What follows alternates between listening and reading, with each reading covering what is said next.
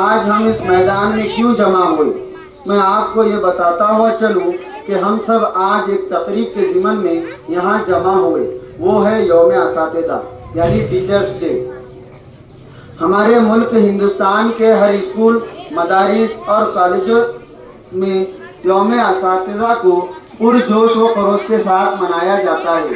اس دن تمام طلباء اساتذہ اکرام کو عزت و احترام کے ساتھ اور اعزازات سے نوازتے ہیں اور اساتذہ کی تعریف میں تقاریر، گیت اور اشعار پیش کیے جاتے ہیں۔ اسی طرح ہمارے اسکول سر سید احمد خان میں بھی یوم اساتذہ ہر سال منایا جاتا ہے۔ میں آپ لوگوں کا وقت نہ لیتے ہوئے پروگرام کا آغاز کرتا ہوں۔ ہر پروگرام کو کامیاب بنانے کے لیے پروگرام کی شروعات اللہ کے پاک کلام سے ہوتی ہے۔